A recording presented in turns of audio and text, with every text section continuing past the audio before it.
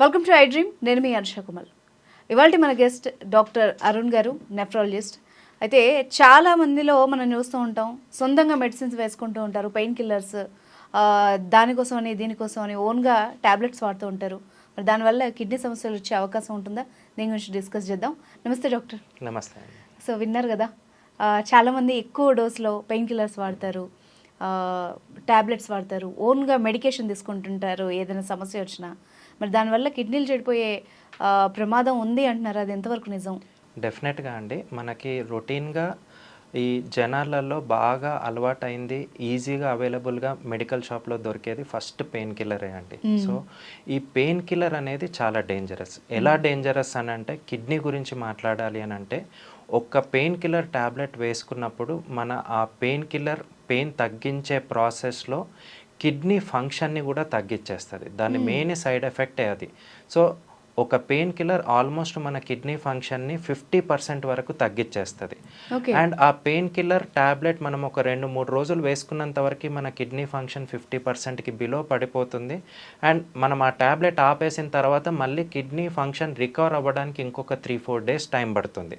So just ఒక 2-3 days tablet వేసుకోవడం ఆపేసినంత మాత్రాన మనకి యూజువల్గా కిడ్నీస్ పైన ఎటువంటి ఇబ్బంది ఏమీ ఉండదు.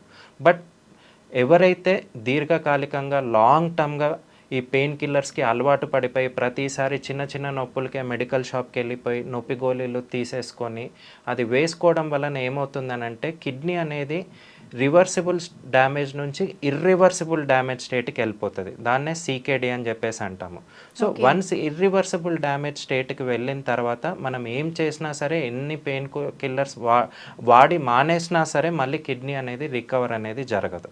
సో ఎస్పెషల్లీ ఈ పెయిన్ కిల్లర్స్ వల్ల కానీ, ఇంకా అన్నెసెసరీగా చిన్న చిన్న జ్వరాలకే మెడికల్ షాప్కి వెళ్ళి పవర్ఫుల్ యాంటీబయాటిక్స్ వాడడము, కొన్ని టైమ్స్ కొన్ని యాంటీబయాటిక్స్ కూడా కిడ్నీకి చాలా dangerous. So pain killers, powerful antibiotics వాడడం వలన రొటీన్గా చాలా మందిలో కిడ్నీ డ్యామేజ్ అవ్వడం చూస్తుంటాం.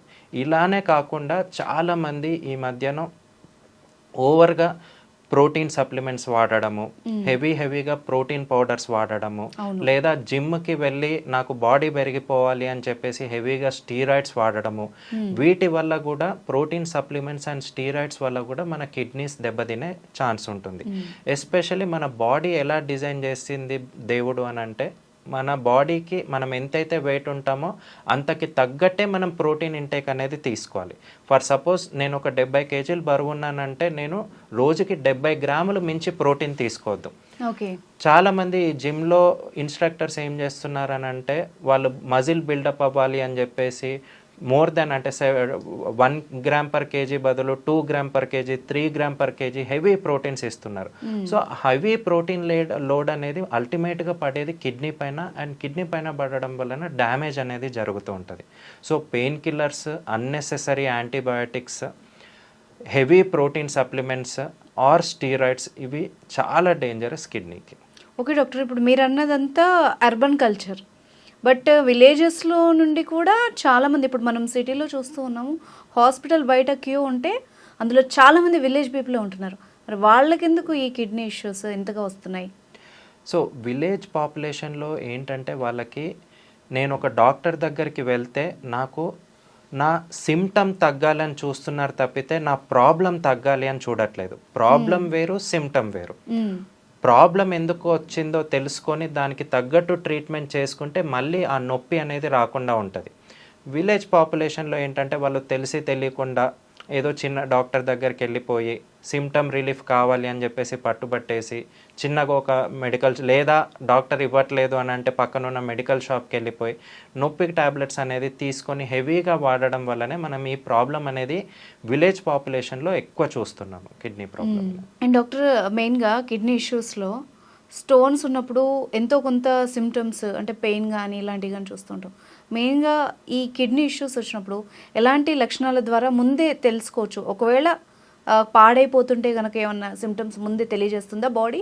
ప్రాబ్లం కిడ్నీ సిమ్టమ్స్ వరకు వచ్చేసరికి the biggest symptom is no symptom. అంటే అసలు ఏ సిమ్టమ్ లేకపోవడమే పెద్ద సిమ్టమ్ కిడ్నీకి సంబంధించినంతవరకు. అంటే కిడ్నీ డ్యామేజ్ అవుతున్నా సరే చాలామందికి సిమ్టమ్స్ అనేది తెలీదు. మనకి జనాలలో ఏంటంటే కిడ్నీ పాడవుతే నడుం నొప్పి రావాలి కదా అని చెప్పేసి అంటూ ఉంటారు. అవును. నడుం నొప్పి అనేది ఓన్లీ కిడ్నీలో స్టోన్, అది కూడా ఆ స్టోన్ కిడ్నీ లోపల ఉన్నంత వరకు నొప్పి రాదు. ఎప్పుడైతే కిడ్నీ నుంచి మనకి బ్లాడర్ కనెక్టింగ్ యూరిన్ పైప్ అని అంటాం, ఆ యూరిన్ పైప్లో పడ్డప్పుడు బ్లాక్ అయినప్పుడు మాత్రమే పెయిన్ వస్తుంది. సో పెయిన్ వస్తేనే నాకు కిడ్నీ ప్రాబ్లం ఉన్నట్టు, పెయిన్ రాకపోతే నాకు కిడ్నీ ప్రాబ్లం లేదు అని అనుకోవడం ఎప్పటికీ తప్పే. సో యూజువల్గా మనకి కిడ్నీ డ్యామేజ్ అవుతున్నప్పుడు మనకి ఎర్లీ స్టేజెస్లో సిమ్టమ్స్ అనేవి అస్సలు తెలీదు. బట్ లేట్ స్టేజెస్లో అంటే కిడ్నీ డ్యామేజ్ ఎక్కువ అవుతున్న కొద్దీ, అంటే కిడ్నీ 70%, 80%, 90% డ్యామేజ్ అవుతున్న కొద్దీ చిన్న చిన్న సిమ్టమ్స్ తోటే స్టార్ట్ అవుతాయి. స్పెసిఫిక్గా హార్ట్కి చెప్పినట్టు ఛాతిలో నొప్పి అలాంటి సిమ్టమ్స్ కిడ్నీకి ఏమి ఉండవు.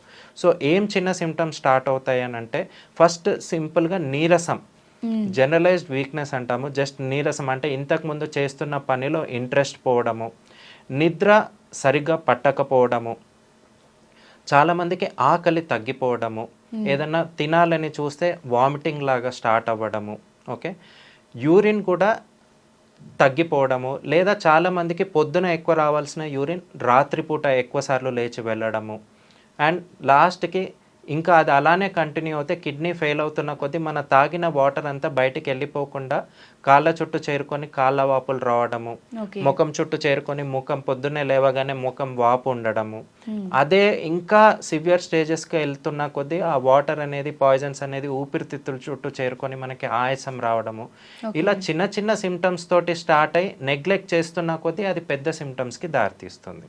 ఓకే సార్, మరి క్రానిక్ అయిపోతేనేమో చాలా ఇష్యూస్ ఉన్నాయి.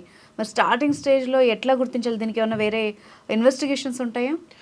ఎస్ అండి. సో మనము ఎప్పుడైనా సరే కిడ్నీ లేట్ స్టేజ్ అయ్యేంతవరకు, సిమ్టమ్స్ వచ్చేంతవరకు, వచ్చిన తర్వాతనే టెస్ట్ చేయించుకుంటామని అలానే వెయిట్ చేస్తుంటే మనం లేట్ అయిపోతాం. సో దీన్ని స్టార్టింగ్ స్టేజెస్లో గుర్తించడం ఎలా?